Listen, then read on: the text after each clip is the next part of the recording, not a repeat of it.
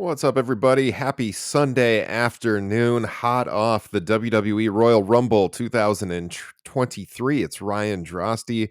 No Justin or Kyle with me to review this show, but I do have a good substitute host. In fact, he's kind of becoming, I was just saying off air, almost like the unofficial fourth host of Top Rope Nation. I've learned that when you need someone to fill in and you need a good co-host, you call Mr. Jesse Velasquez. Jesse, how you doing today?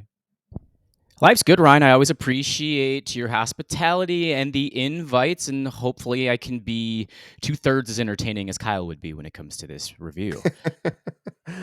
I think you'll do fine, man. I mean, your show is one. We always talked about this.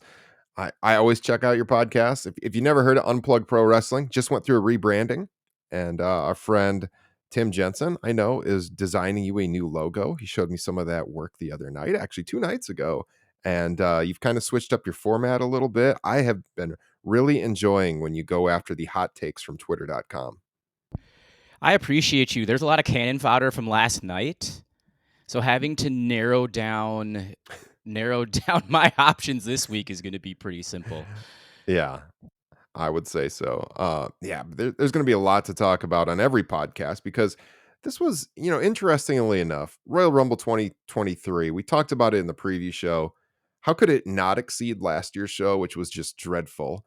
And, in true WWE fashion, this was an event that was both very bad and very good, depending on which portion of the show you're going to look at. And so, with that in mind, Jesse, give me your grade A through F for this not pay-per-view, a premium live event. I'm going to stick with C+. And there's a fair amount of logic that I put into it. Is would I change any of the decisions that happened over the course or in that event? No. We got from point A to point B in all five cases. The men's Royal Rumble was very simple. I felt the formula was just simple enough and executed good enough. They didn't overthink things. There were a few things I would have done different, but at the end of the day, you had a couple of guys that were elevated into their proper spots, who I was very happy to see.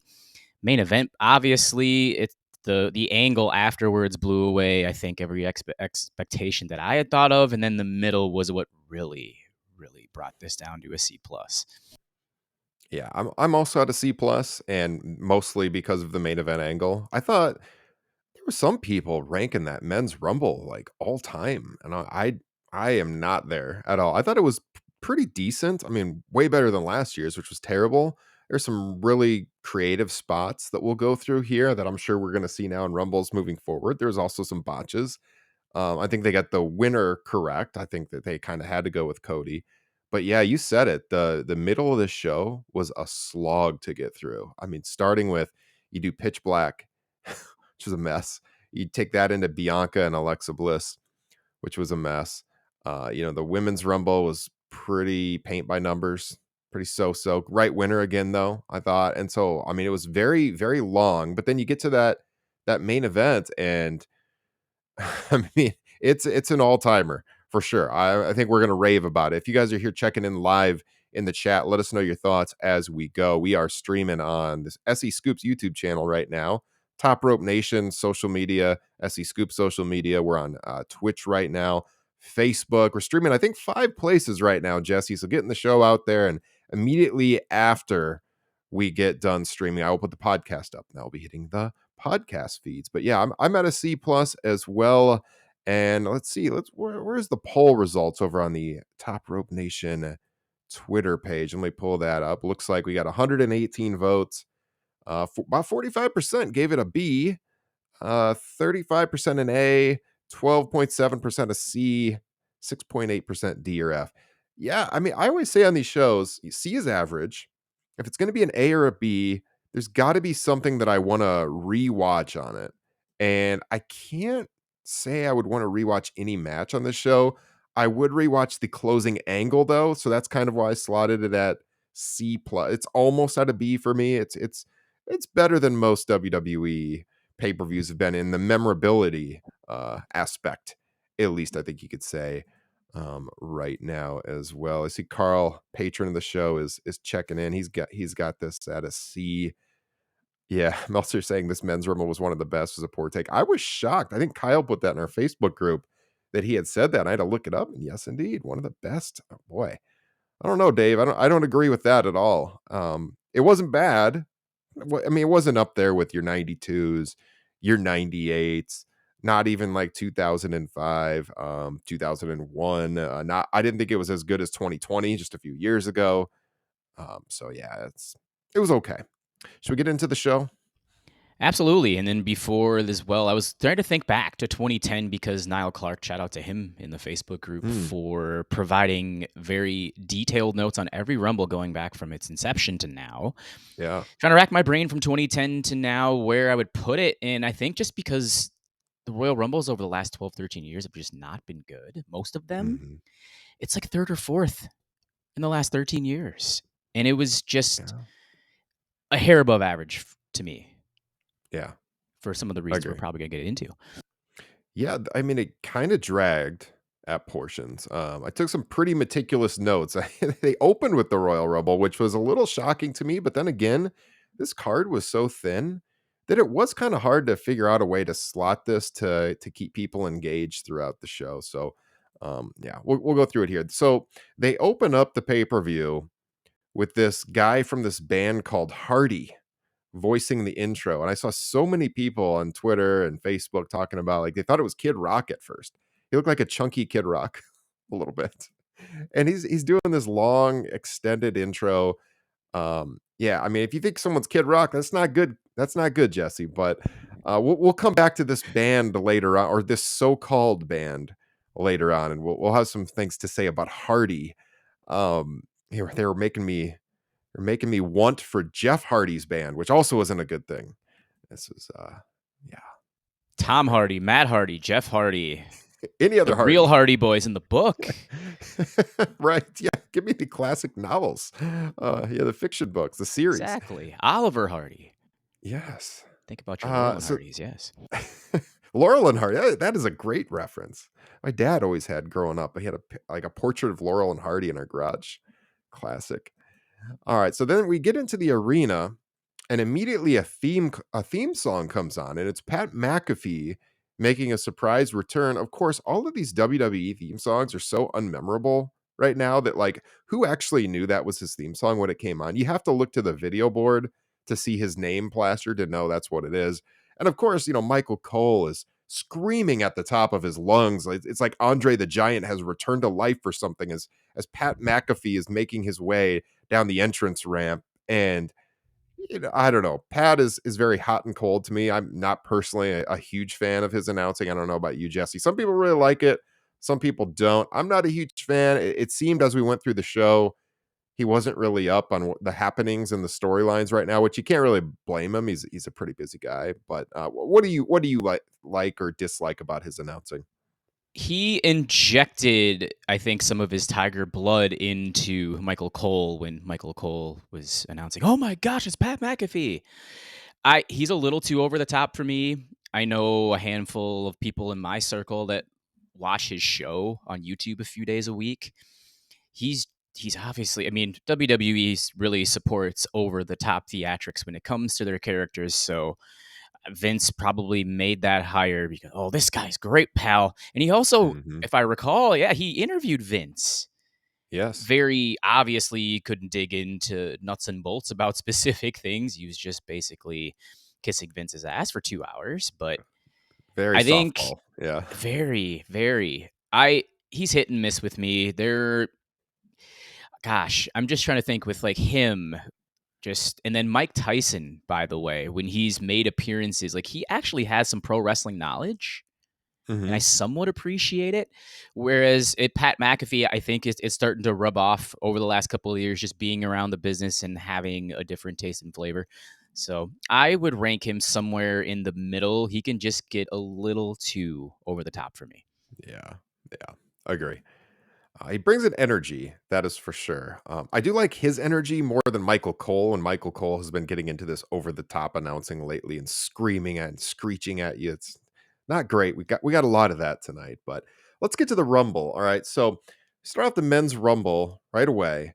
And out there for 1 and 2 are Gunther and Sheamus. I mean, so clearly a random drawing, Jesse, to get these two out there coming off their hot series of matches, last fall. Who can complain that you have those two? But I mean, there was a lot as people came out where they were clearly pairing up people who had some chemistry. I mean, let's just stop pretending this is random at this point. But yeah, they get out there and we're gonna get Gunther in there right up until the end. He had a great showing. Number 3 coming out was the Miz. Looks like a total tool walking out there per usual. Per Mm. usual. But it was a good start with Gunther and Sheamus right away. Then there's the Miz, as I said. They said it's his 14th Rumble, which is tied for 4th all time. And all I could think of is that's bad. That's real bad that the Miz has been in 14 Rumbles. It shows just a complete lack of depth and building up stars that he's had to hang around for that long. But yeah, his 14th Rumble, you get Kofi out there and they immediately say it's his 15th Rumble, 3rd all time. Like, this company hasn't changed for the last 15 years. That's what was going through my mind when I was hearing these And stats. that's why people have been tuning out, Ryan. And one thing that I said on a pre-show yesterday beforehand was I don't really want to see anyone from the Attitude Era in this event start putting over your talents that are, or at least showcasing your talents that are even from NXT. Bring in a Mhm. couple of those guys, which I know they did a much better job with on the ladies' side, but it's always nice just to see change, and it's really difficult when, and we'll get into like the 20s later, when you see somebody from your yesteryear who was in their prime and now they're in their upper 40s, early 50s, and still going. It doesn't sit well with the stories that they're trying to tell. No, does not. No eliminations right away. So you get Miz out there, Kofi, Johnny Gargano at number 5. After Gargano enters, Miz is the first to be eliminated. He's taken out by Sheamus. You get Xavier Woods at number 6, and then Xavier and Kofi face off a little bit, and you think something's interesting is going to happen, but they get into this position where they just start slapping each other's asses, and Michael Cole calls it the wheelbarrow butt slapper, and I just wrote, Jesus Christ. This was Lack of originality. Nice job, Michael Cole. yeah. Number 7, Karrion Kross is out there. McAfee says, quote, "This is brutal to begin with here." And I said, yes, it is, because there was not really anything interesting to me at this point. 6 guys were leaned up against the other guy in the opposite corners of the ring here, doing pretty much nothing. And this was right. This was kind of funny because right as you had, these 3 pairs in opposite corners of the ring, they're just kind of leaning there doing nothing.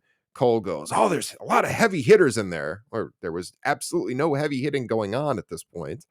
Uh, we get Chad Gable out there. At one point, Gable and Xavier Woods were doing like some amateur wrestling, which was kind of interesting, like a little change of pace, but they didn't show it on the camera for very long. There was a lot of odd, surprise, surprise, a lot of odd camera cuts and angles during this match. And Kyle mentioned this in the Facebook group, and he was texting me about it too, that this really long entrance aisle is so bad for Royal Rumbles because they feel like they have to shoot everybody coming all the way down, and especially in the women's one when it took forever. And it's like, okay, show them coming out on the ramp, but we don't need to follow them all the way down this ultra long aisle in a stadium. Like, cut back to the ring, show us the action. And I felt like every time someone entered, it kept taking me out of the match. Do you have that It's feeling? twice. Yeah, it's twice as long as, was it 92 when Randy Savage went full speed into the ring? Yes. Yes. Yep. Twice. It's, yeah, and that entrance I felt was kind of long, but he flew. This is ridiculous, and especially just imagine. I mean, hypothetically, I'm just saying. We all remember the Iron Sheik's entrance from WrestleMania 17. Just imagine if he had to walk to the ring to the Royal Rumble. We would Yes. not be doing a podcast right now, Ryan. We'd be waiting until probably Wednesday. Yes. No kidding. Yeah. So, all right. So they had the part where Xavier and Gable were pairing off, and they both obviously have amateur backgrounds. Woods, I know, wrestled significantly in high school. I can't remember if he did in college or not, but I know he did very well as a high school wrestler. Gable, of course, went above and beyond at the Olympics. And then at number 9, you get Drew McIntyre out there, and McIntyre eliminates Karrion Kross with a boot to the face. At this point is only the second elimination in the match at that point in time. Then you get at number 10, Santos Escobar. At this point, it felt like there was too many jobbers out there in the ring, and it was just full of them. It was time for just start tossing people. I wrote in my notes, Drew and Gunther should just go nuts here. Just start tossing guys left and right. But it kept dragging a little bit throughout this middle portion. You got Angelo Dawkins from the Street Profits coming out and San Antonio Spurs inspired gear. Of course, if you weren't aware, they were at the Alamo Dome. And then you get another elimination. So Gunther eliminated Xavier Woods with a big kick. Then Kingston was eliminated shortly after by Gunther. They tried to sell it that so he was jumping out, he hit this chair. It was a botch. I think last year a similar thing happened where he's trying to save himself and he botched it and he hit the ground.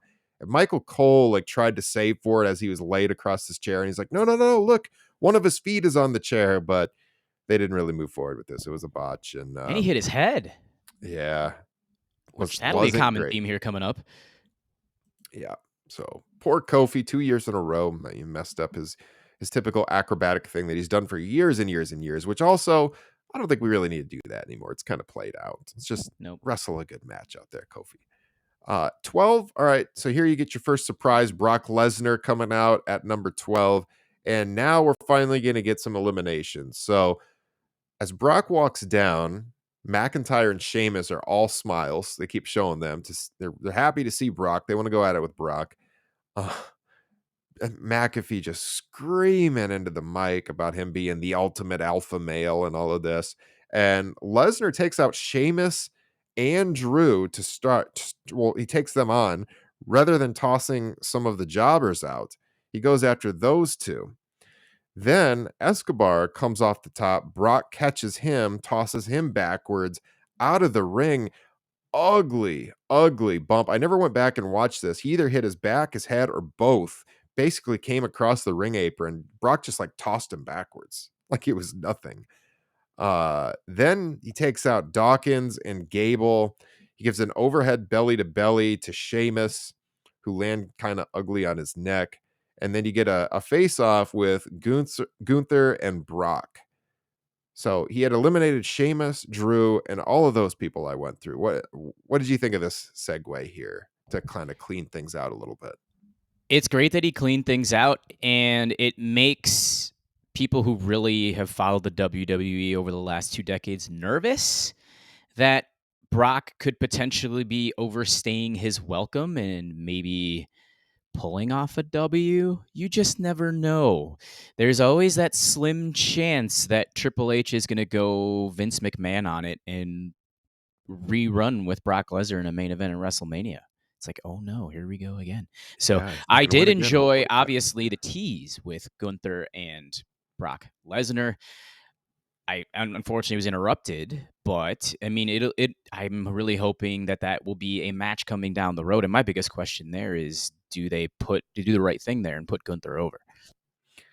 it's going to be interesting how they book this because they had that tease there. The fans really popped for it. Then right after this, you get Bobby Lashley out there. And Lashley and Brock, I know, has been the plan for Mania. And I assume based on the way this match went, they're going to work Mania. Maybe they get to Gunther before that, like at Elimination Chamber. Maybe they push it down the line. I mean, obviously people would like to see the match by how they reacted to this. But yeah, Lashley makes his way out there and he eliminates Brock with the clothesline. The crowd booed. They wanted to see Brock in there longer than that. They did not like the elimination. And then Cole points out Lesnar lasted less than 3 minutes. He eliminated all those people, but he was in the match less than 3 minutes. And then Brock just starts going nuts. He tosses part of the announce table into the ring. Baron Corbin is next to be announced, and Brock continues to destroy the announce booth. Then he runs around the ring and he takes out Corbin as he is entering from the ramp area or the walkway, and he gives an F5 to Baron Corbin, who's going to be on the outside. And then Brock tosses a referee into the crowd.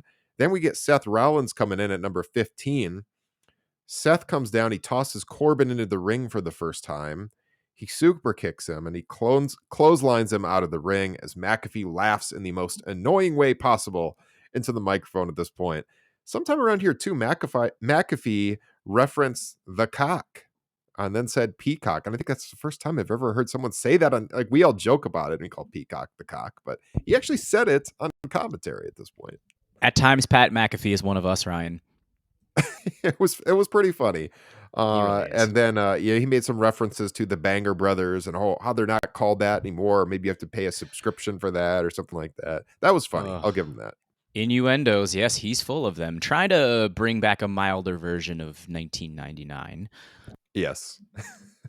And then we get Otis at number 16, looking even more round than usual. Then at number 17, Rey Mysterio's theme comes on, but Rey never enters the ring. His music plays. He never comes out. I guess the word is he was actually legit injured on SmackDown, so that's why he wasn't on the show.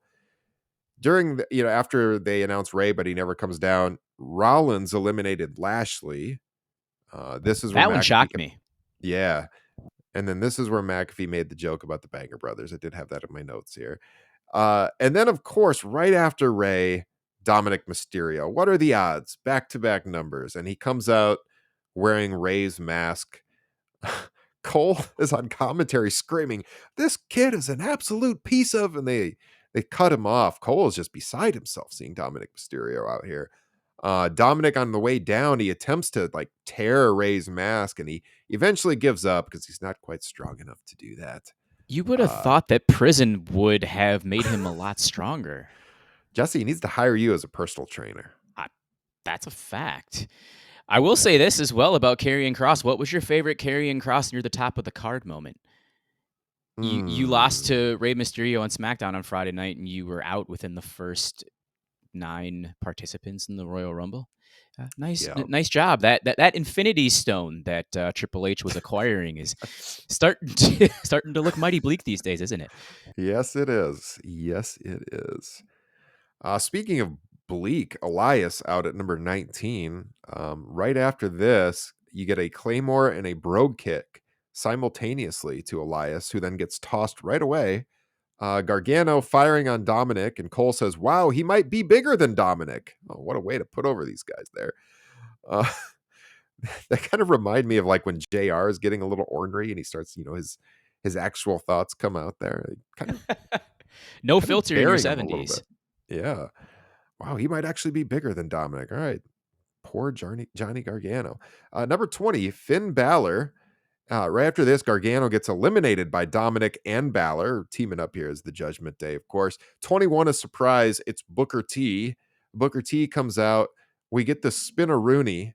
I got to think anybody who's actually popping for this at this point was not actually watching wrestling 15 years ago. Who gives a shit? We get the Spinaroonie. He gets tossed. I mean, I guess if you're going to use a legend, it's fine. Gunther tossed him right away. What'd you It's think of near his Booker T? home as well. Yeah. He's a Texan. Yep. Damian Priest, 22. At this point in time, all the men from Judgment Day are out there and they're going to start teaming together. Montez Ford comes out at 23. Priest tosses Ford within a minute. Boy, here comes that big singles push. Jesus, come on, man. Montez Ford gone almost instantly. Crowd didn't like that. That was one of the most disappointed things I was Same. yeah, exactly. One of the most disappointing things in the entire men's rumble for me was his in and out. I think his partner Dawkins was in there longer. That just doesn't make any sense to me. 100%. Edge, surprise return that everyone was kind of talking about. Crowd went crazy for this at number 24. The Judgment Day, of course, they're freaking out to see Edge back. He was last seen, and I'm gonna be honest with you, man. Until they said this on commentary, I kind of forgot about the angle that, or at least when it aired. It was at Extreme Rules in October when he was taken out with the concerto along with Beth Phoenix, and Edge tosses Priest and Balor, and then you get an Edge Rollins face off. But as they're facing off, Dominic comes in and attacks him from the side, blindsided. Edge tries to toss Dominic, but he has more trouble with that and than he did with tossing out Priest and Balor. So I guess Dominic's stronger than we think, Jesse, because Damian Priest and Finn Balor were easier to toss for Edge than old Dominic. I have to add And this in here as well, though, Ryan. How in the yeah. world could you forget that 4.5-star classic between Edge and Finn Balor at Extreme Rules? Oh, yes. Did Dave have was that when we had the I can't even remember. Yeah, Yeah, 4.5 that's terrible. stars, and it went It's a about big talk and yeah, and it went 20 minutes too yeah. long. Mhm. Yeah. Am I cutting out a little bit? Looks like my network connection dropped a little. Just a touch, Am I yes. good? Okay. Yeah. All right, hopefully it comes back. All right. And then so as this is all happening, you got Priest and Balor on the outside. Edge is trying to take out Dominic, and basically Balor and Priest pulled Edge out, and Dominic officially eliminates Edge. So Edge wasn't out there very long either. 25, Austin Theory. Edge was continuing to fight with Balor and Damian Priest in the aisle at this point, and Edge chased Balor up the aisle, fights with him at the top of the ramp till he gets blindsided by Rhea Ripley, and then right after that, Beth Phoenix comes out for the save. So I guess she was just like standing there at Gorilla watching Ripley come out because she came out right after her. Here's your believability.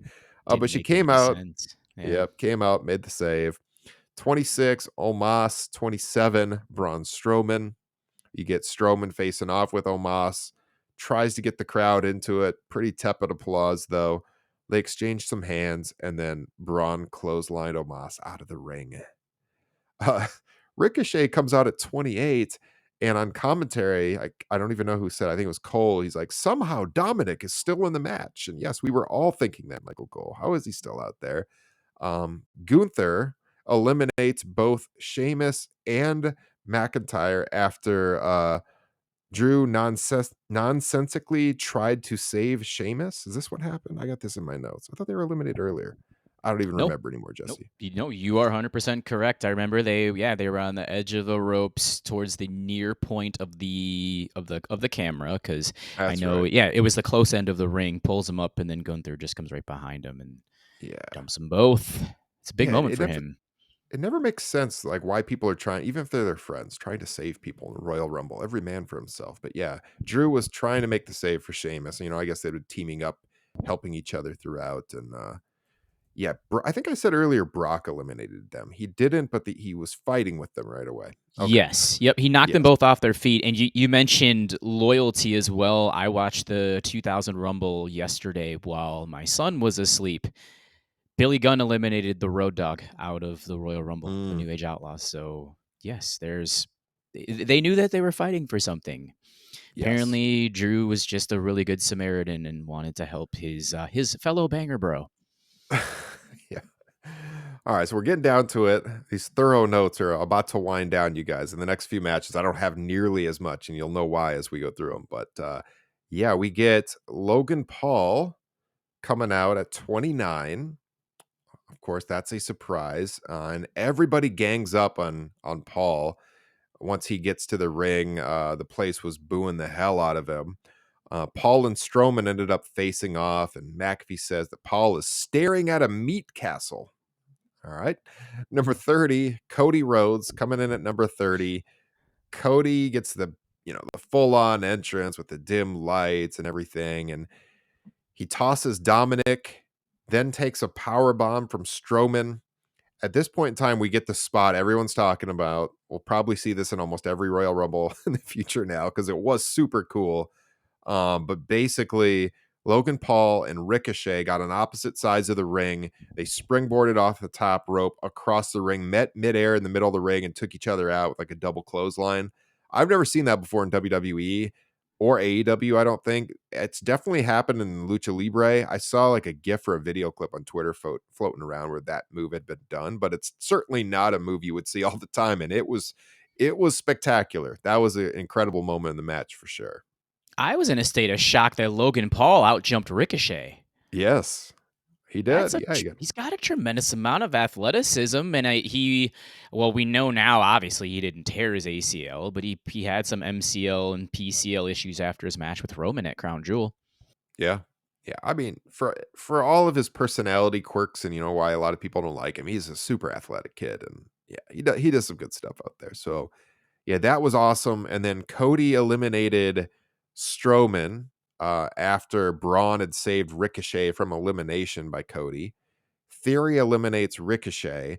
And then we think we're down to the final four. They announce it as the final four. It's not going to be. More on that in a second. But it's Cody, Gunther, Theory, and Seth Rollins at this point in time. And so Cody eliminates Theory after he hits like a sunset flip. And then at the end, instead of the pin, he pushes Theory. Rollins comes in from the side, gives Theory a curb stomp.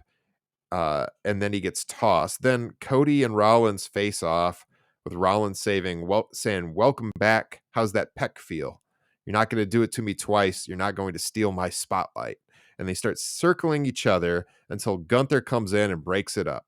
Then you get Cody and Rollins teaming up on Gunther. Rollins gives Gunther a pedigree. Cody then gives him a pedigree too. And then they both circle each other again rather than tossing Gunther for some reason. Cody and Seth fight for a bit. Seth goes for a pedigree, but then Logan Paul comes in from out of nowhere and tosses Seth. And they remind you that Logan Paul was never eliminated, so it wasn't the final four. Paul points at the Mania sign, gets booed out of the building, and then Cody gives him the crossroads and tosses him out. And at this point, we're down to Cody and Gunther, the last two, and they're going to go at it for about 7 minutes here. It's one of the best closing stretches between two guys since Taker and HBK back, I think in 2007 it was. Jesse, this final 7 minutes, did you love it?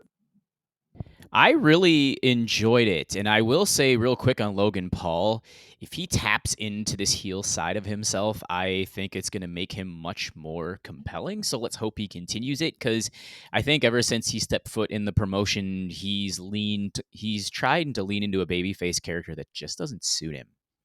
Yeah. Yeah. No, Outside of that, he's been though, against the tide the whole time. Yeah.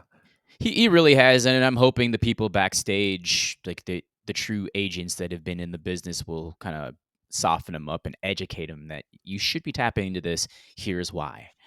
But yeah, those final 7 minutes were a lot of fun, and there was that one camera angle at some point about halfway through when I saw Cody's pec again, and it looked about half of the discoloration that he had when he tore it. I was like, did he re-tear that again?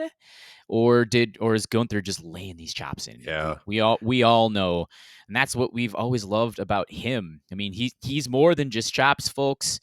I had somebody ask me last night, like, who is this guy, a casual watcher, and I just said he is the best European wrestler of the decade of 2010s. The guy's tremendous. He's throwback, old school performer, but he's built like a house, just on a shade of 300 pounds. So, and that's the one thing I said right before the show started as well. When they announced he was the first, I said, "Oh, Walter, let's go. We're gonna see if he gets the Iron Man spot here."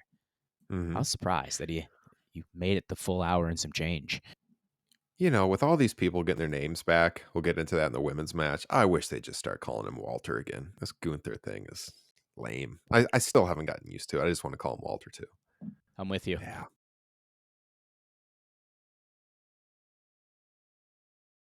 All right. So then, yeah, I kind of got some notes on how this all went down. But to your point, if you want to tease that Cody is getting hurt in the pec again, this is the perfect guy to pair him off with at the end, because yeah, you're getting those chops, and he got pretty red, as you said, in that right pec.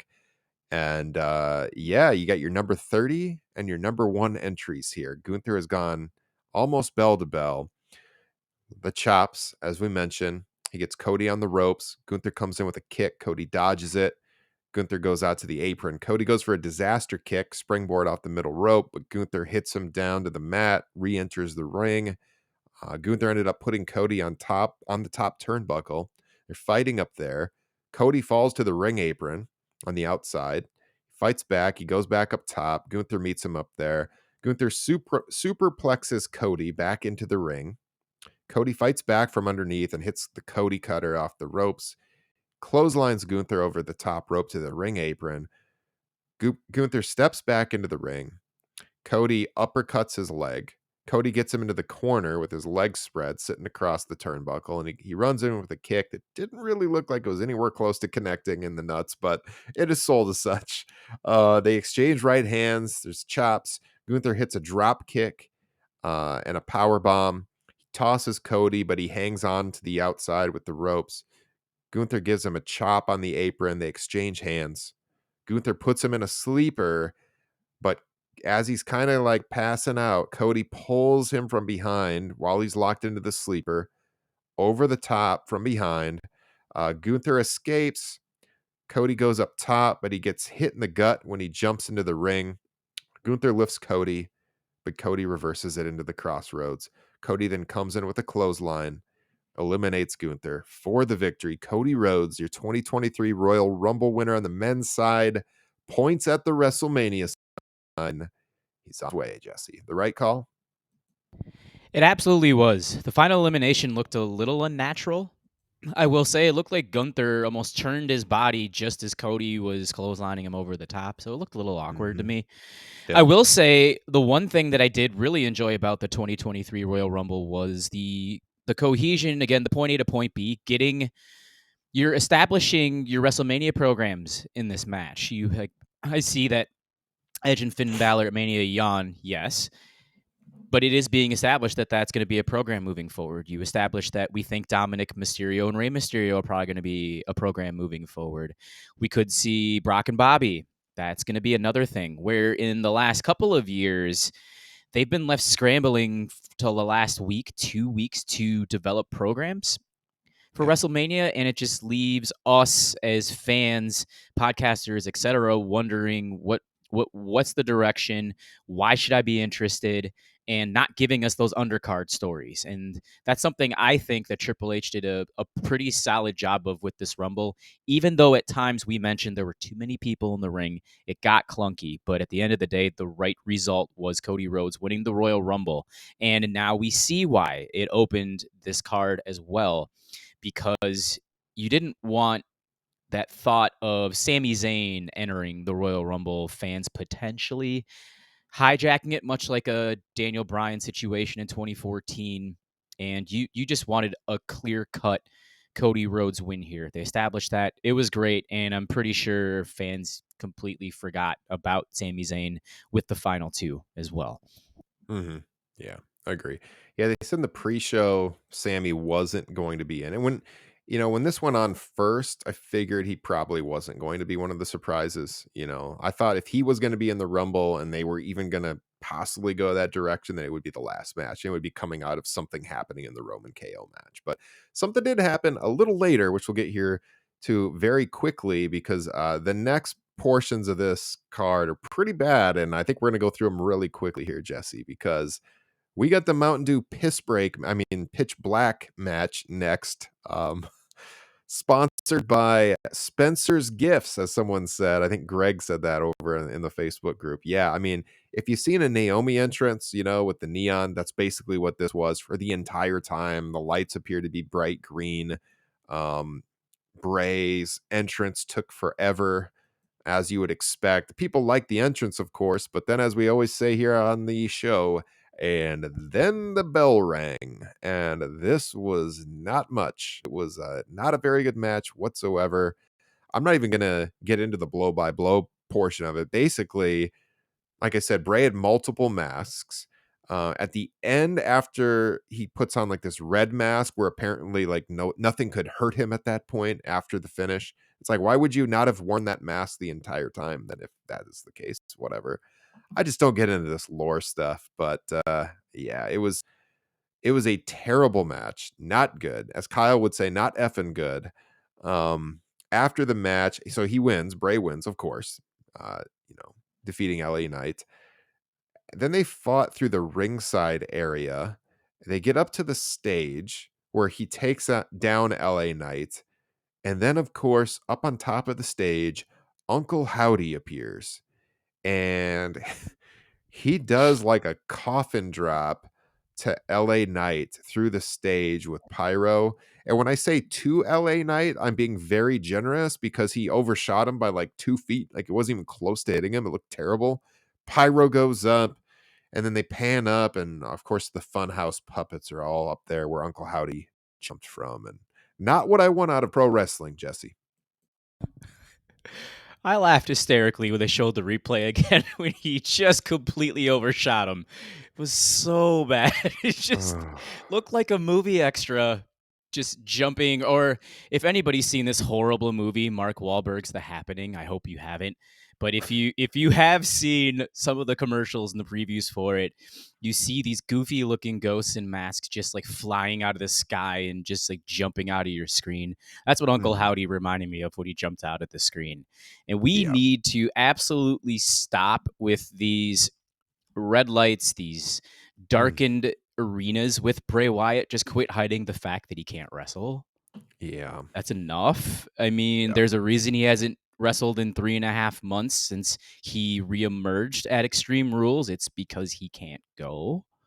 So this character has done nothing for me. I know it's done nothing for you. It hasn't done much for anybody in Top Rope Nation. It's left us Mm-mm. even more perplexed, confused. This is something that should be in a different genre. And like you said, it just should not be involved in a pro wrestling setting. He's just more apt for these really complex thinking movies, like Yeah. short films, Rob Zombie-ish, stuff like that. Just not here, not now. Yeah. He had, like, these horror movie kinda contacts in. He had this black eye makeup on that made him look like Mantar from back in the '90s if you're watching WWF, or even, like, Ronda Rousey when she puts on all that black eye makeup sometimes. It's a very odd look, but yeah, it was like a glow in the dark theme, basically. It was just like a brawl. They fought around ringside, used the steel steps. There was like a glow in the dark kendo stick at one point. Just real bad shit. Sister Abigail was the finish. I mean, I'd give this whole thing an F, start to finish. The big ending they built up to, they totally blew it. Uncle Howdy with the draw. Uncle Howdy, like I don't even like saying that. Uncle Howdy. This is terrible. Let's move on, Jesse. He doesn't Let's need to just move unmask on. ever. Yeah, move on. Let's just move on. They announced 51,338 for the attendance at this point. And then we get the Raw Women's title match. Bianca Belair defending against Alexa Bliss. Very pedestrian match. They kept it short. Bianca won with the KOD. They had a match on Raw that was better than this one. This was not great. At the end, after Alexa loses, the lights flicker. They show a playground. You know there's where this is going. Uncle Howdy flashing on the screen. All that bullshit. She's gonna be paired up with Bray Wyatt again. Alexa, you want to tank your career even more? This is the way to go. I mean, terrible. Terrible. I got no thoughts on this match, Jesse. You? I mean, pretty pedestrian, as I said. I have one question. How did Uncle Howdy recover so fast from Yeah. overshooting LA Knight by 5 yards? Yeah. Oh, Yeah. so bad. I actually feel bad for Alexa Bliss and Bianca Belair. I mean, thankfully Bianca's moving on to bigger and better things, but poor Alexa, she's had compelling characters in the past. We know there's talent there, but for it to have her mixed up in this stuff, it just doesn't suit her well. I mean, if she's enjoying the paycheck, great, but I'd like to think she wants more than a paycheck. She'd maybe want to go back to the top of the card someday. Right. I I guess mean, that's I really all I have to say. She was so I interviewed her a couple of years ago when I was writing a comic book, and it was right when she was starting to work with Bray, or like there was at least the rumors she was going to, and she was very complimentary about like what a creative genius she thinks he is. I'm sure she's doing this partially by choice, and that's really unfortunate because, as you said, she is very talented. She's done some really good work in the past, and I was so hopeful that she would get away from this garbage and the doll and all of that. And we're going down that road again. That's just, oh man, it's depressing. She could do so much more, and this ain't it. You had Uncle Howdy asking in this cryptic promo, "Do you feel in charge?" So apparently, she won't have her full powers until she returns to that group. Yeah. I'd That appreciate her Mean Girl character again if that were the Yes. case. Yeah, have her if Nia Jax is gonna stick around, which she was a return here in the Women's Rumble, Ooh. have her bully Nia Jax again. She deserves it. Just have her bully Nia Jax. Let's go back to that. Let's go back We to all that know who the storyline. face and the heel would be in that situation too, though. It'd That's probably right. flip this time around. Yeah, yeah. Now that we know a little bit more about Nia Jax, right? Yeah. Yeah, this was not good. Very average. And so yeah, we go to the women's rumble right after this. And at this point, you had those two pretty bad segments, and now a women's rumble, which traditionally have not been very good for a lot of logistical reasons. It's tough for them to do the over the top rope eliminations. They just don't have as much talent in the cupboard here, and they got to usually lean on more legends. Although they brought up some people here as we'll get into and gave them a shot. So the first two out in the women's rumble were Rhea Ripley at number one and Liv Morgan. And I think pretty much everyone under the sun, us included on our preview show, we picked Rhea Ripley to win this thing. And in the first match with the men, you had Gunther go bell to bell. So I figured right away, I guess they're doing the same thing. She's going to go right till the end, which she did. Liv Morgan came at number two. So Liv had been saying on TV that she wanted to be number one, and they made her be number two, which is just kind of funny since it's basically the same thing. You're in there from the start anyways. You just don't have number one attached to you. But clearly they wanted Ripley to have number one, go to bell as she does. Um, so I didn't even write down like every single woman that came out in order like I did with the men's match. I just wrote down a few highlights. It was, you said it at the beginning, Jesse, very paint by numbers. B-Fab came out at one point. She's had very few televised matches. Rhea eliminated her. Rhea had a bloody nose early, and right after she eliminated B-Fab, she wiped the blood across her face, and McAfee on commentary thought it was lipstick, and Corey Graves had to correct him, like, no, that's blood, man. Like, what were you watching? It was blood, and she's been bleeding for a while now. But I think my big problem, as it became clear that Rhea was going the stretch, was that she just kind of vanished into the background throughout the match. Like, we were even wondering if she was injured at one point because she wasn't doing a lot. And I saw some people on social media saying that like Rhea was so dominant. I don't know what match they were watching, because I said that they should have had her just set the all-time eliminations record in this match. She's going to win. Why not do something interesting? Instead, she was just like laying in the corner for minute after minute after minute, and you almost forgot she was even in the match. I would have booked her a whole lot differently in this match. What about you?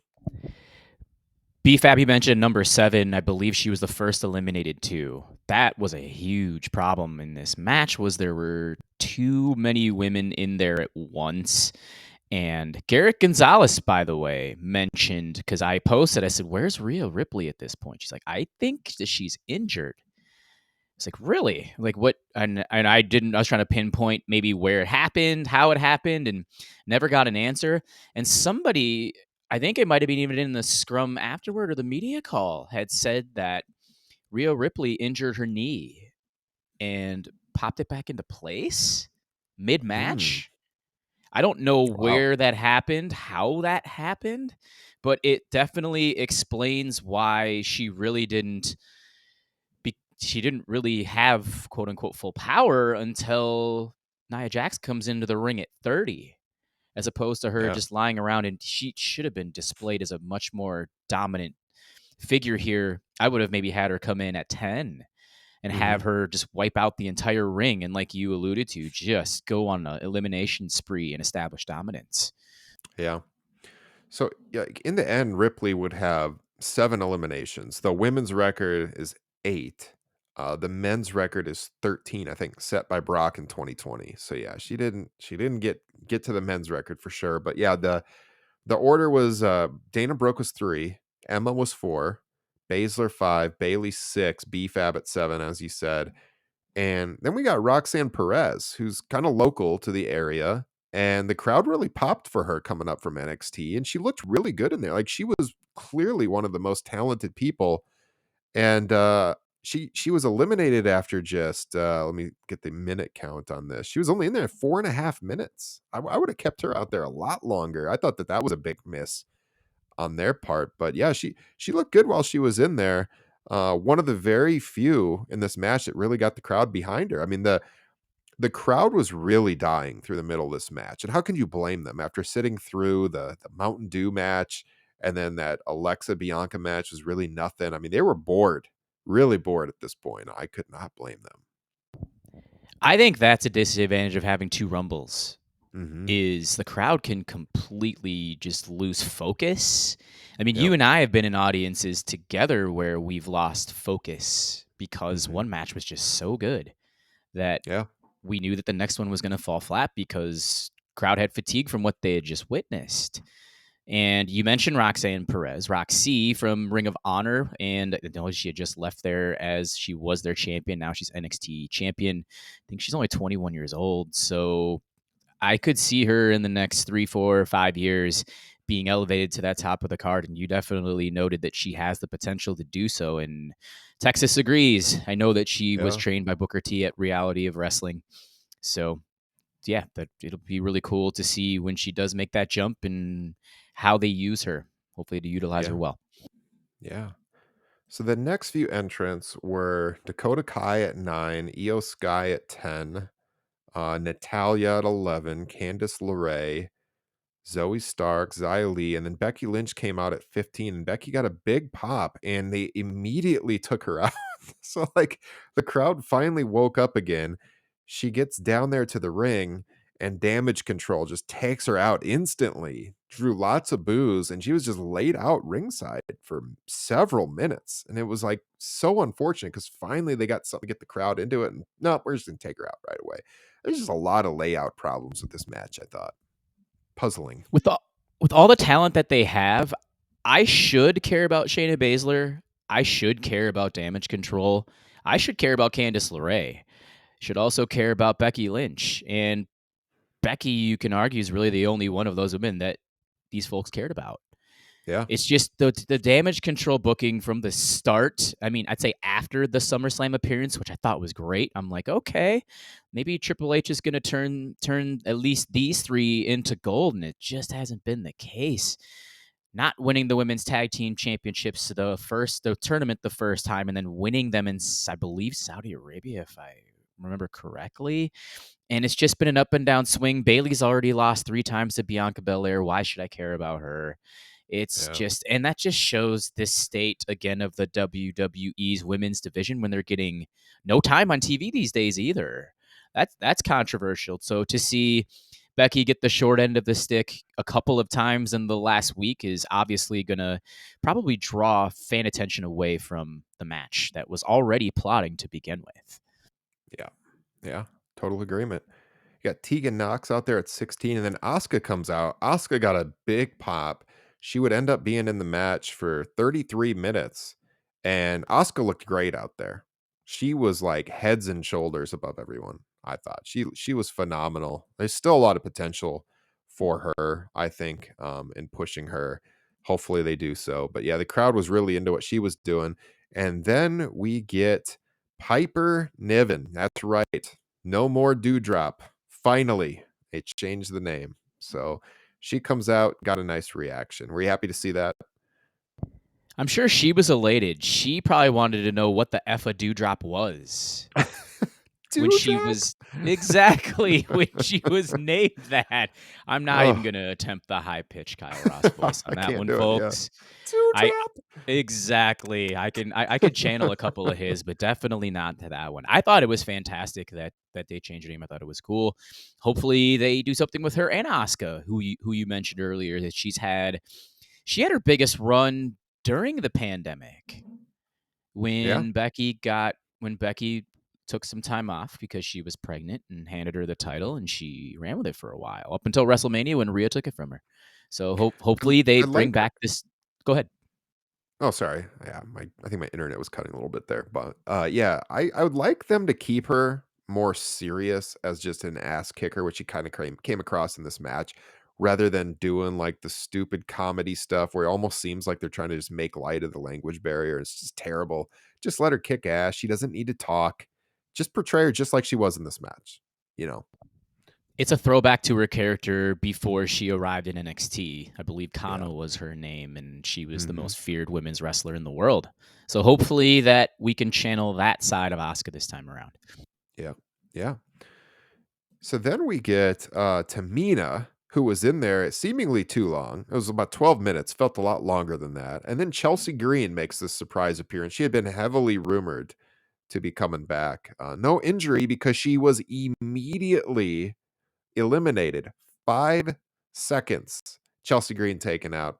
What a waste. I mean, the crowd reacted to her. You're going to keep Tamina Snuka in there for 12 minutes and not give Chelsea Green a little bit of burn here. Like, why? What's the point? Why even bring her back for that?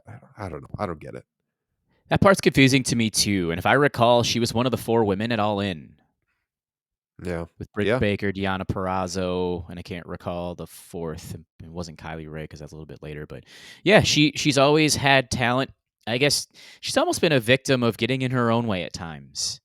So Mhm. maybe this 5-second appearance, maybe it's gonna paint a light on her getting in her own way again, even though she is just already signed. We'll see how it Yeah. goes. Yeah. So she was tossed by Ripley, crowd booed. Then Bailey eliminates Becky, big boos. Then Liv Morgan eliminates Bailey, cheers. It's just like these big eliminations and some of the big stars happen really quick, and it seemed like they were just trying to clear the way for Ripley's eventual victory here. Uh, we get who else coming out here? Zelina Vega, who was doing like this Street Fighter cosplay, and then they put all these images on the screen, promoting Street Fighter. That was pretty cringeworthy, I thought. It's With pretty Zoe bad. Stark as well. Yeah, it was Yeah. really goofy. Somebody said, "Oh, it's a Street Fighter 6 outfit." I stopped Yeah. playing it too. Yeah, same. Mid 90s, been a while. Raquel Rodriguez came out there. She would end up being in there for 20 minutes. She had a good showing. Mia Yim, uh, Lacey Evans, Michelle McCool. That was kind of creative because they had shown Michelle McCool with her and Taker's daughters out there ringside, and then her entrance music came on, and she just like stood up, and she was already wearing like bottoms to her outfit, and she like took Mhm. off her jacket or whatever, and she went in the ring. She was in there for about 13, 14 minutes.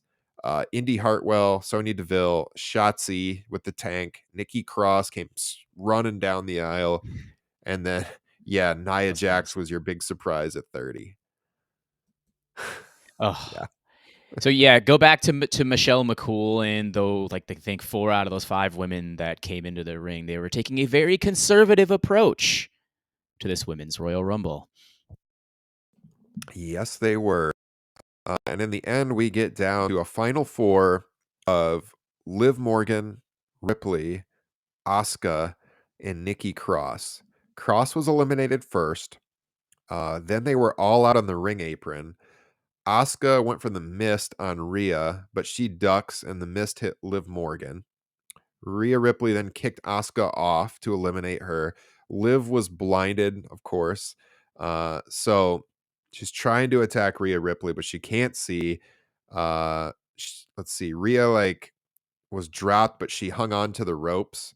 And so she's hanging there by the top rope. Her feet haven't touched, and she used a head scissors to eliminate Liv Morgan to win the match. So I think Right Victor would have liked to have seen her be more dominant. As I said, very pretty much slow and plodding match. Layout problems as we went through, not particularly good. There was some on social media saying that this was better than the men's match. Those people are totally out to lunch. This was not anywhere close to the men's match. I saw a lot of it, and I would say 25% of those are people that I kind of respect when it I don't comes to know pro what they're wrestling. I was like, watching. "What?" Yeah. For starters, and you mentioned it right away, as soon as Becky and Bailey both were eliminated, there was no drama whatsoever in the next 10 entrants that who in No. the world's going to take out Rhea Ripley? There's Yeah. not a logical choice. Haven't done enough with Asuka just yet. Liv Morgan hasn't necessarily she hasn't made a trip she hasn't made a recovery back yet from that awful showing at Extreme Rules, and her entire WWE Women's Championship run on the SmackDown side just wasn't good either. I was almost waiting for Charlotte Flair to come in at some point in time and there to be a Rhea Charlotte showdown to at least Mhm. put some drama into it and also make me nervous at the same time because who knows where they go with that direction. So I guess hindsight being 2020, you're kind of glad that they didn't do that. But the one thing that did make me a little bit nervous was also impressed with was Rhea's ability to hang on for a good 15, 20 seconds without her feet touching the floor. That was pretty That impressive. was yeah. That was visually, it was pretty impressive. So yeah, it was yeah, it's the right victory. The right victor, I should say. They got there. Wasn't always smooth, but I think in the end, both Rumbles did what they should have in who went over. And so after this, It's time for a musical performance. Was it? I can't even call this music. I don't know what the hell this was. This band comes out, and I don't know who booked this shit or if they have ever even heard the band. I don't know if I even want to put a clip in for my listeners because it might make their ears bleed. It was bad. I was laughing. It was so bad. My wife came down at this point for like the first time during the show, and I was so embarrassed that this was the first thing that she saw, and she just started laughing. Like, what is? She said, was Nickelback busy? This was terrible. It Oh, was so bad, and people in the crowd were looking around like, what is this shit? It was like they called it country rock. This ain't country rock, man. I don't know what the hell it was. It was screamo, makes your ears bleed, get it off my screen, doesn't qualify as music, hot garbage. So bad, Jesse. I think Megan Drosty was the highlight of the Facebook group with those comments that she made in the first 3 minutes of appearing and watching this. God, she had so Hardy? many. Hardy, more like hardly. I mean, it's It just was like so bad. I And was I was using a tweeting like Nickelback everything she was saying. reference. Oh my god. I was tweeting all the stuff my wife was saying. She was like, everyone's gonna think I'm a bitch. I was like, I No, have to tweet this out. It's so funny. they agree with Oh, you. yeah. At least I would Oh hope yeah, they would. she saw Pat McAfee who was wearing like this low cut shirt underneath his blazer, and she was like, "Who is that guy, and why is he wearing his wife's blazer?" Oh man, yeah, So, this yeah, was if you're clamoring for Nickelback in this situation, then you know you've chosen the yes, incorrect artist right, to yeah. throw on a Royal Rumble PLE. Mm. God, this was awful. This was so awful. All right, let's get to the main event. So finally, after sitting through Hardy, we get Roman Reigns defending against Kevin Owens. Sami Zayn is out there at ringside alongside Paul Heyman for the match. And boy, as I was watching this, I didn't want to take a lot of meticulous notes because I wanted to just kind of take it in because I knew something major was going to happen. And I guess really it was a fairly good match. I wouldn't say this was a great match. It's all in the ending, which we're going to get to here. There was kind of a scary spot midway through where Owens went up for his like springboard moonsault and he lost his balance and Reigns was moving out of the way and KO came down on him anyways, very awkwardly, like full body. I was a little concerned there that Roman could get hurt, but he was fine. That looked awkward. Um, in the end, Owens goes for a stunner. Roman pushes him into the official. KO still gets the pop up power bomb and covers. No ref then. So he got like the visual pinfall here on Roman. Roman comes in then with a low blow. Roman asks Sammy to get a chair. He hesitates a bit, which they made a big deal out of, but he ends up getting it. He gives him the chair, but because of the hesitation, KO is able to hit a stunner, 2 count. Ref is back now. Roman hits a spear, 2 count. Sammy's selling out on the outside, like facially, was really great here. Really good stuff. KO ends up on the outside near Sammy, and he almost is like reaching for him to like help. He's almost beat. He's barely conscious. And Sammy's yelling at him, just stay down. What's wrong with you? Just end this. Just end it. KO reaching for him for help. Roman runs in, spears him through the barricade. Spears Owens through the barricade. You know what was cool about that, Ryan?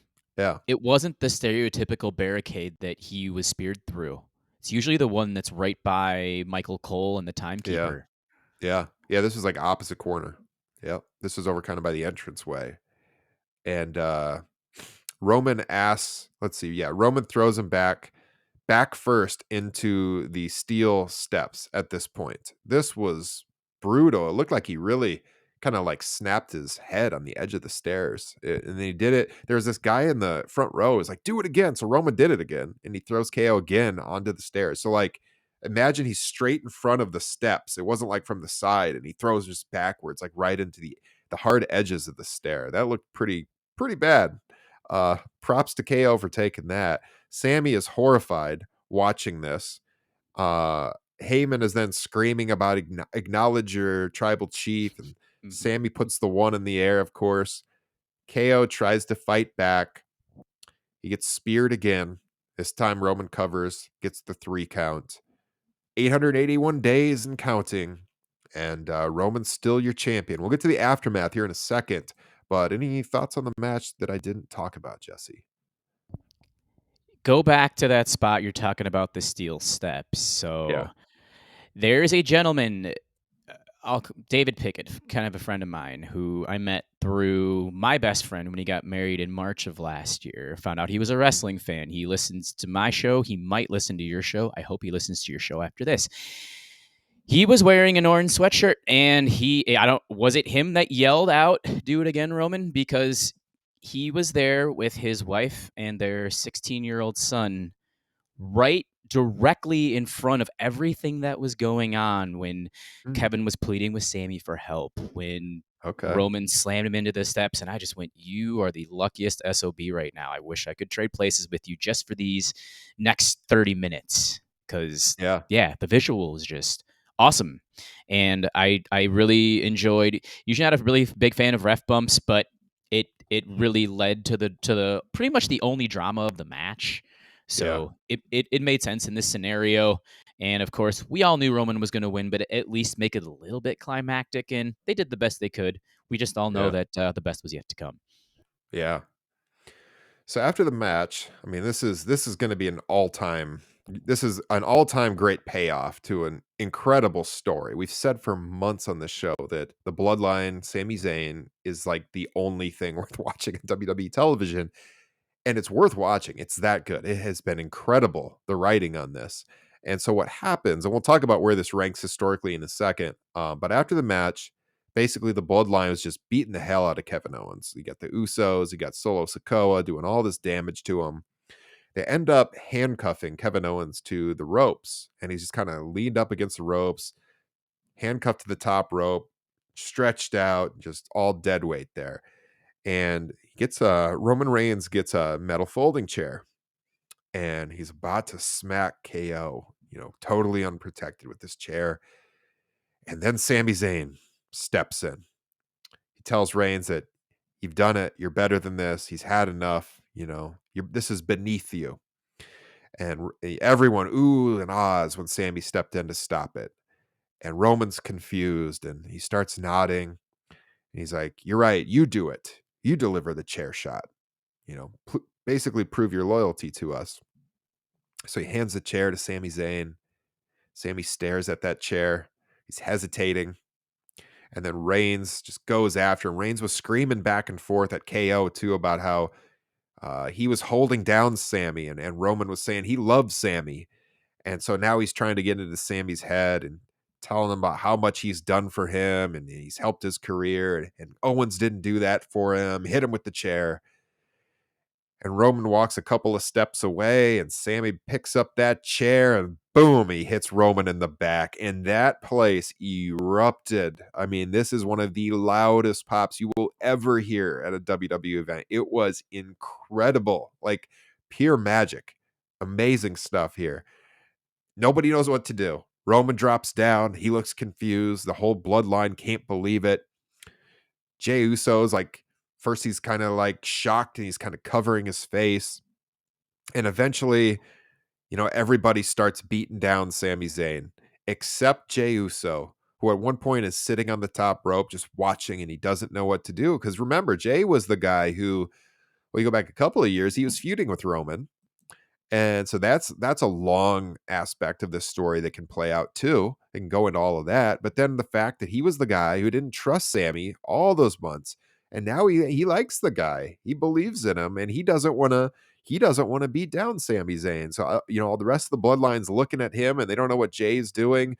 The crowd starts chanting for Jay, and Jay just leaves. He walks out, walks up the ramp. Place went crazy for that too. And eventually, you get Reigns and the Usos and Sikoa heading up the aisle. He's still the champ. Owens and Zayn are laid out in the ring, and that's the end. I mean, this was an incredible moment, Jesse. Your thoughts? The beat down, the ripping off the little petals to the lei and sprinkling them on Sammy, and just the brutal ripping of the T-shirt afterward was a sweet touch. Yeah. Jay's confliction. See, that's what I actually, one of the immediate things I thought about, and you mentioned it, was within the first couple of months of Roman's title reign that his first feud was with Jey Uso. Yeah. And yeah, the Hell in the Cell match was very good. Mhm. That was a very good bout, and I don't remember when Jimmy made his return, and then whenever that happened, that's when the Bloodline was formed, and there were still little wrinkles where it started to get boring, and then they Solo gets added, and then Sammy for whatever reason just gets thrown in there, and all-time angle for sure. Which again, it's a big reason. It's honestly the only reason to be watching WWE programming these days. Yeah. I mean, there was a lot of talk about, best angle in the last 20 years, and I think you said this off air too. The only one that comes to my mind is the Batista turn with Evolution.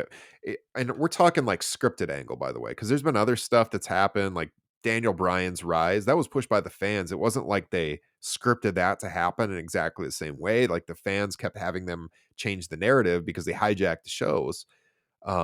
Yeah, and no matter what Punk says, the pipe bomb was great, but that was all planned. They told him to go out there and say what he wanted, and that was very brief too. And this is a multiple months long storyline, and when it comes to storytelling in the WWE, it's outside of that evolution angle. It is really tough to think of anything that has been this well done with so many wrinkles and details in the story, acted out so well by everyone involved, and then the payoff to connect like that. And we're still not all the way through. We got to have the match still.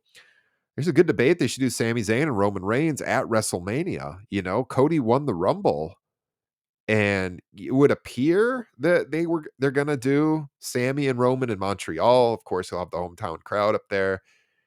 Probably Jey Uso costs him, and then they get the tag match with KO and Sammy against the Usos, and Jey goes back with the bull. I'm guessing that's probably what's going to happen, but I don't know. I mean, this is all in flux because it's hard to deny the momentum this guy has right now. And it sucks for Cody Rhodes, who went through months and months and months of rehab to have this spot. And he was absolutely the right guy to win the Royal Rumble, but man, there's sure an argument to put Sami Zayn in that match at WrestleMania. I guess you could do 2 matches, but that kinda loses the luster a little bit, I think. So I don't know.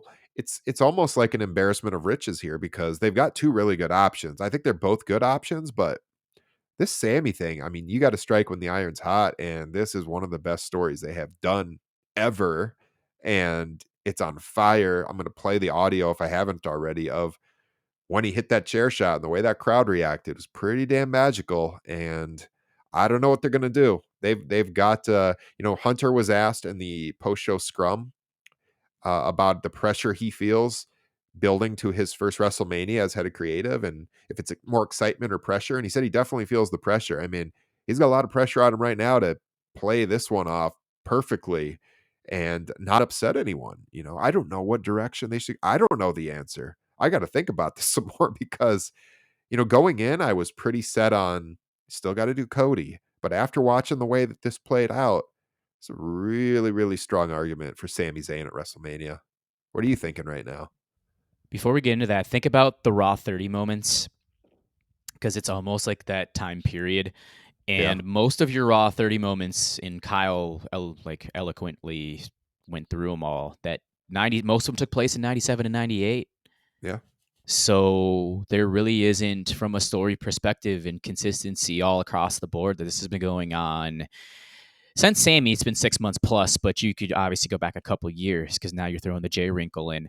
I have an interesting scenario that you could play at Elimination Chamber that I think I've seen one person mention, and I wouldn't mind if they went this direction at Elimination Chamber. You have a 6-man tag. You go Sammy, Kevin, and Jey Uso against Jimmy Uso, Solo Sikoa, and Roman Reigns. And you do something dastardly there. Maybe that's where Jey turns his back on Sammy and Kevin. Then you have that tag team that tag team match at WrestleMania to take some heat off of Sammy and Roman for the time being. Because it's a rock and a hard place right now, Ryan. It really is. I Yeah. mean, it was super simple a few months ago, but then all of a sudden, Sami Zayn's getting so much sympathy. All you can think of in your head is Bryan Danielson in 2013, 2014, Mhm. the true underdog story, and we we all love good underdog stories, and Sammy is one of the most sympathetic baby faces. He's a great heel too, Yeah. but from a babyface perspective, in a promotion where they haven't had a true babyface in 2 decades, we go back Mhm. to that as well. You might have struck iron here because who knows if Cody Rhodes is that sympathetic babyface that's going to take that title from Roman. The crowd could turn on him on a dime. We don't know. I know I'm kind of talking myself into circles here by saying Sammy and Kevin versus the Usos, but the options are aplenty. So you could maybe draw it out a little bit longer. I don't. Can it go? Can it? No, I don't think it can go another 6 months to SummerSlam. That'd be too long. Yeah, this is the problem because I mean we're still 2 months away from Mania right now, and so it just feels to me like if you don't pay off the Sammy Roman match in the next 2 months and you delay it, you're gonna lose so much. This is really difficult. I, I don't envision. It feels like you got to have Sammy be the guy to beat Roman now, and I don't think that Sami Zayn's going to be like a long term champion. He doesn't have to be to have that moment. WWE is always they make moments and it'll be a hell of a moment. I don't think you're going to be crowning the next great babyface champion for the next 5 years in Sami Zayn. I just think it would be topping off what's been an incredible story. He doesn't have to be the torchbearer to do this match at WrestleMania. Like I said, it sucks for Cody Rhodes because Cody's more likely to be that guy for them, although he might not Yes. be either. But also, like, the timing is just not working out for him. He won the Rumble, so I'm sure they feel kinda like they gotta do that match. I don't think you can do a three-way where you do Sammy, Cody, and Roman. I think No. that takes away from it. I don't think you can do Mm-mm. that. So it's gonna be really, really interesting to see how they go about this, but, I mean, I don't envy the decision making. I'll be interested what they do. I'm really into it. So I have a reason to watch WWE television now. I can skip a lot of the other stuff that we went through, but I'll be tuning in for these segments still. Do they? If we give you the Booker pencil, do you go Sammy and Roman at Elimination Chamber? I'd probably lean that way right now just because, I mean, it's Montreal too. It's I gonna be know. an incredible. They always have a great crowd, and then you add in it's like the hometown kid against Roman too. He's not gonna beat him there though. Like if they do it at Mania, it feels like he would beat him. So, boy, I feel like it's if I had to guess and I had to make a prediction, like right now, January 29, I would say they'll probably do that at Elimination Chamber and then stick with Cody and Roman at Mania. But a lot can change in the next, geez, 2 months, let alone the next 24 hours. So we'll see. So you of the belief then that you would still have Roman win in Montreal, and then what do you do with Sami Zayn going from there? So I would think that Jay, who's been, will have been conflicted now for weeks, will cost Sammy the match, that he won't lose clean. And then we'll still get the tag match at Mania with the Usos and KO and Sammy. Yeah. That'd be my prediction. I'm not saying that's what I would do. I just think that that's the route that they'll go. But what do you think? It does make sense. Cody is more of the corporate type, I think, Yeah. that World Wrestling Entertainment's looking for to carry this ball, and Sami Zayn isn't. Well, they Because always they always send the guy like on you say corporate, the talk show circuit around the time of Mania, or if they win like right after Mania, and he totally fits the mold. He's very well spoken. Not that Sammy isn't, but Cody really, yeah, fits that image for sure.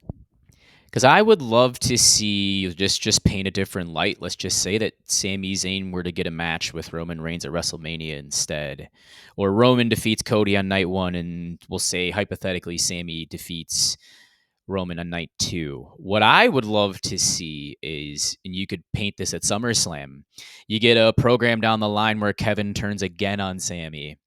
Mhm. Kevin defeats Sami at SummerSlam and wins the WWE Unified Universal Championship. And the guy signed for 3-4 million a year, and he Yeah. he got screwed over in his first run as Universal Champion. I mean, he was another victim to Goldberg. I mean, why not actually give him something more meaningful and give him a better ending? I think that Yeah. that would be really cool because anytime you get Sammy and Kevin together, whether they're friends or they're enemies, it's absolute gold. And who would have thought that we would get two former Ring of Honor, PWG, Canadian stars on WWE programming in the hottest angle, along with a humongous Samoan bloodline for the WWE in the last 2 decades. It's amazing, and we Yeah. love it.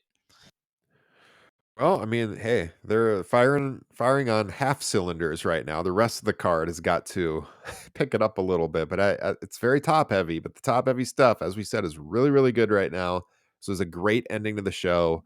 People will be talking about this one for a long, long time. Check out the ending at least to this if you missed the pay per view. You will not be disappointed. They executed this perfectly. And, let us know your thoughts. You can join the Facebook group, search Top Rope Nation Pro Wrestling Discussion. You can find me on Twitter at Ryan Droste, Droste. He is at Jesse C. Velasquez. And yeah, patreon.com. Best way to support what we're doing. I released our classic show on Royal Rumble 94 yesterday. If you want to become a patron, you can find the link in the broadcast description. We dropped 3 hours of bonus content last week. So if you like the main feed show, you're missing like half our content if you're not a patron. And yeah, good stuff that's already available there. That was our 100th bonus podcast, Royal Rumble 94. So you get access to all of it the minute you sign up. We do have anniversary billing now. So if you sign up at the end of the month, you're not going to be rebilled at the first of the month. You will be billed your $5 a month, like on the date you join monthly. So I know sometimes people at the end of the month, they would not want to join until the first. It's no longer an issue. We got anniversary billing now. So if you want to sign up, you can do it ASAP. If not, of course, we appreciate you supporting us on the free feed. Leave us a written review, 5-star rating. Subscribe on YouTube. Subscribe to the SE Scoops channel where we are streaming right now. And you can subscribe to our home YouTube channel as well, youtube.com/Top Rope Nation, where you will find our archives going back to 2016. Jesse, thanks so much for joining us, and let the listeners know where they can find your work. Yes, Jesse C. Velasquez on Twitter. Wrestling You and You on Twitter, Google, Apple, and Spotify is where you can find the Unplugged Wrestling Podcast, brand spanking new branding, logo coming down the pipeline very, very soon. And if Andrew and Thomas don't scoop every single article on the weekends, I do write at SE Scoops on Sundays. It's tough. They pick up a lot of You're on things. top I of mean, things. Yeah. that really just goes to show the true dedicated work that SE Scoops does. They're doing a wonderful job, and I'm extremely happy that this partnership is taking place with Blue Wire for you guys as well. I'll put over your Top Rope Nation Patreon group as well, because the one thing that, or the Facebook group, but the one thing that their Patreon shows always do is it really makes you think logically about what's going on in the pro wrestling landscape and also takes you back through yesteryear and giving a true deep dive into great historical events, and they will also tie it together with stuff that's happening today. So if that's not a reason to subscribe to their Patreon as well, do so. Great. Appreciate that. Very nice, sir. Yeah, check it out. Check out Jesse's podcast. It's great stuff. I listen to it every single week. And yeah, scoops.com for your wrestling news. We got a great team that we have put together over there. So we will be back with you very, very soon. Thank you for tuning in. It's been episode 282 of Top Rope Nation. Have a great week. Take care. See you soon.